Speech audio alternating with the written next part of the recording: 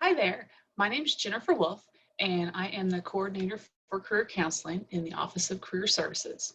And so today you probably clicked on this because maybe you're having trouble with your job search. You're not getting anywhere, or you've submitted applications and you're not hearing anything back, and you're kind of wondering what gives. So today I want to walk through just some of these top 5 tips that we would say when it comes to the job application process. Some things that you might want to consider and think about so that you can be successful in that job search. Okay.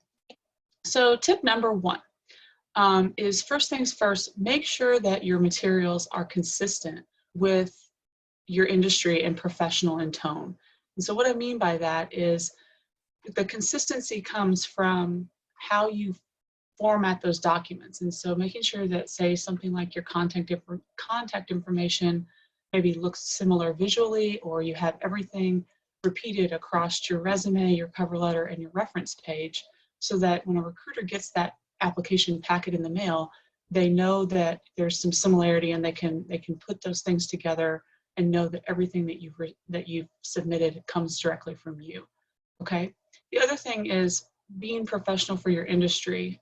Certain industries are going to have expectations on what these documents look like in terms of formatting. And so, things like more creative industries, things like graphic design or interior design, maybe even art and music, they're going to have more flexibility in terms of using things like graphics, color fonts, and things like that versus a more conventional or more, much more, I don't know, yeah, conventional would be the right word, industries such as things maybe like healthcare, areas of business such as accounting or finance. And so that's what I mean by making sure that there's consistency and there's professionalism throughout your documents. Now, a couple other things to remember, obviously, error-free. I know that you hear this a lot, proofread, proofread, proofread, but you'd be surprised how many resumes we see in the Office of Career Services where slight spelling errors can make all the difference. It will land your documents in the trash quicker than probably anything else. So making sure that you have them error-free. Um, Again, like I said, no overuse of those graphics. You don't want to have a lot of flamboyant color fonts, staying away from things like pinks and purples and reds that can be really kind of off-putting to a lot of people. If you want to use some color, it's okay to use more subtle colors, things like maybe navy blues or grayscale, things like that. Here in the United States, it is not necessary to include things like pictures, date of birth, social security information, any of that sort of identifying information that you might see, on your birth certificate or things like that. You want to certainly avoid putting those things on there. The exception maybe with a photo would be there again, those creative industries, things like music or theater majors. They have headshots that they might provide, and so that's a little bit of a different idea. But for most employers, you're not going to have that kind of material on your resume. And then finally, with your professional contact info, make sure that you have a professional email address, and also that your outgoing voicemail. This is something a lot of people forget. We don't check it. We don't update our outgoing voicemail very frequently. But if you're in the job search, make sure that you are clearly using a personalized greeting that clearly states your name. It states, something polite to the tune of, I'm sorry that I can't be reached right now. I'll give you a call as soon as I can. Something along those lines, just so that that recruiter knows that they're contacting the correct person. They're going to be, potentially calling a lot of different contacts right in a row. And so you want them to know that they've reached the right person, and then you'll get back to them. All right, tip number 2. So give the employer what they want and follow those directions that are outlined in the job description. Okay, so what I mean by this is don't go overboard on your materials. If they request a resume, a cover letter, and contact info for 3 references, send them resume, cover letter, and contact info for 3 references. It's not necessary for you to send them a copy of your college transcript. It's not necessary to send them letters of recommendation. Some of these things can seem like you're not following the simple directions that are outlined in the job description. And part of maybe some of the reason why employers will outline those specifics and what they require is that a lot of that's dictated by their HR offices. And so somebody in human resources might not even be able to work with your application packet. If you send them, say, a copy of your class schedule or your college transcripts or materials that they wouldn't be receiving from all applicants. And so it could actually hinder your search to provide more information than is needed and that's asked for.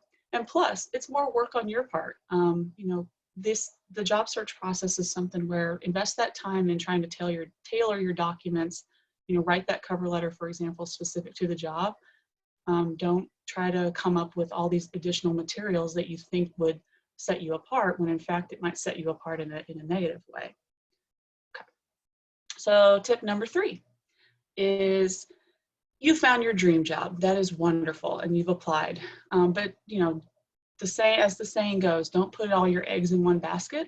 So the same rule applies when you come to the job search. It's keep applying to those jobs in your industry. But then again, don't just blanketly apply to every single thing that you see that pops up in redhotjobs.com or LinkedIn or something that might happen on Indeed or Glassdoor, for example. Because a part of this is, you want to try to, like I said, continue to seek out and focus your job search as much as possible. And a part of that focus gets back to that idea of more work for you. So the best resumes, the best cover letters are tailored to whether it's, you can use different things. Maybe you use a particular company, or maybe you focus it by using the job title. Maybe looking in an area, say geographically, that you might want to move to or whatever. But when it comes to writing those documents, the best ones highlight and are relevant to those specific jobs. And so if you're applying to every single thing and using the same resume and crafting the same cover letter and just changing the job title and the address information, the content that comes in below is going to seem very vague to that recruiter. And so recruiters, they see a lot of content every day. They see a lot of applications, and it's pretty easy for them to spot which applications might have been one of those. I'm just going to apply to this with all my, general information just because it's out there and it's something that, you might get a hit on. You want to try to, focus in on whether it's those companies or those particular job titles and really seek out those things so that you're not doing a lot of work to try to overhaul your documents each time you apply. All right, tip number 4, organization. So organization of your application documents can help you, and it can also benefit the employers that you reach out to. All right, so one thing is creating an organizational structure that works for you, where you can save your files in a way that you can easily locate them. And so, whether that's on it's in the cloud somewhere, or it's on a flash drive, or it's saved just to your laptop or personal computer, make sure that you can easily find files, or maybe you divide things up by folders, whatever you need in order to be able to locate your documents quickly if you need to. Consider your file name. So I see a lot of resumes that will get sent to me and it'll just simply say resume as the file name. Not very helpful when, like myself, I might review a lot of resumes every day, or in the name of an employer, they get emails perhaps that have content or application materials, or a recruiter might be trying to search and source candidates on some type of job search portal. So a good example of how you might go about file name would be a combination of your first and last name, and then clearly stating what the document is. So whether it's resume, cover letter, your reference list, whatever.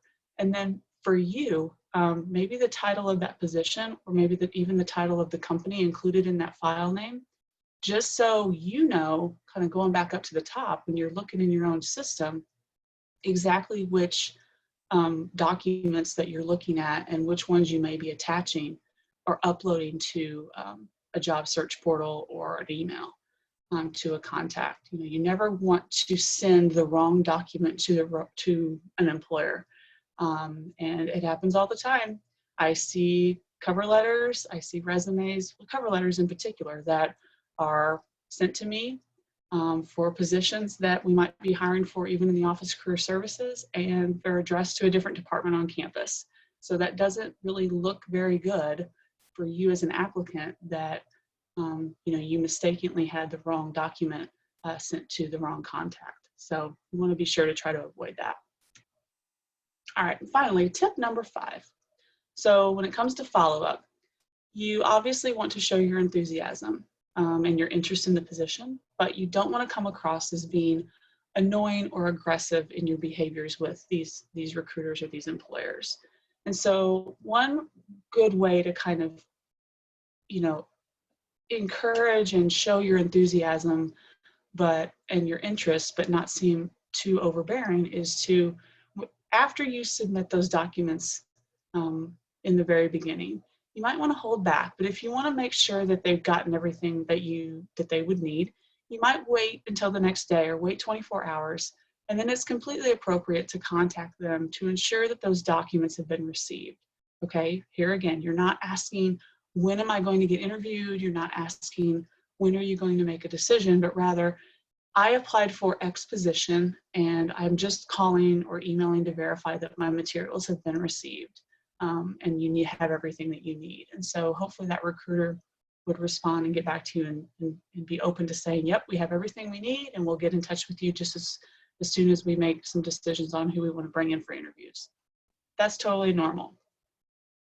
If after you have, say, maybe done that, and taking into consideration if there is a deadline indicated on an application, deadline indicated on the application, is what I like to call the 10-day rule. And so here again, you're not calling them every single day or emailing, hey, what's the status of my application?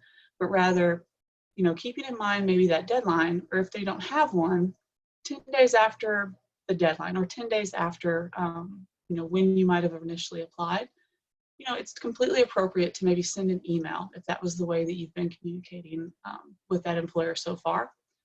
Or you could simply pick up the phone. I know that a lot of times we don't think about that, but calling an HR's office, for example, and referencing the job that you've applied to, if there was a recruiter's name attached to it or whatever, you could certainly mention that. But here again, just inquiring about where the status of the process is, and where, if any, any information that they might be able to provide about where your status is in terms of that process. Completely appropriate.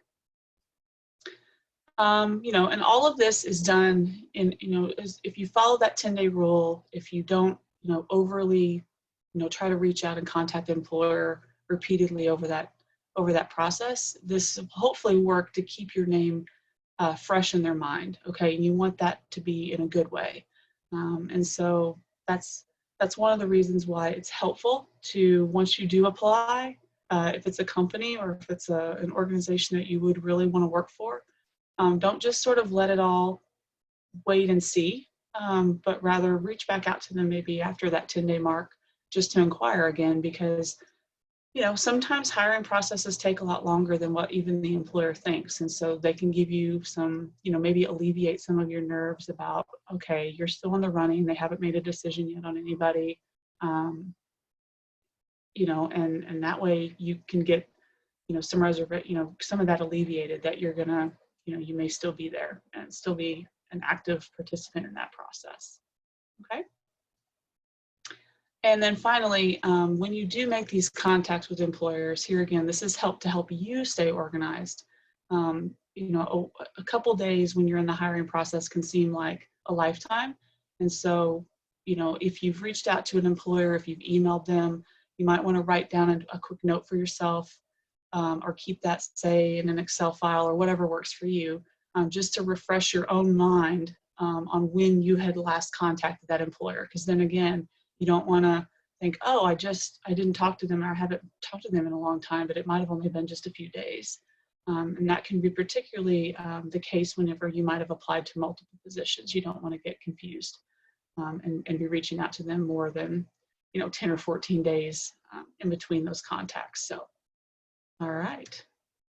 So thank you for watching and tuning in here. If you do have questions about any of the material that was covered today, or want to go more in depth on an individual basis, please reach out to the Office of Career Services.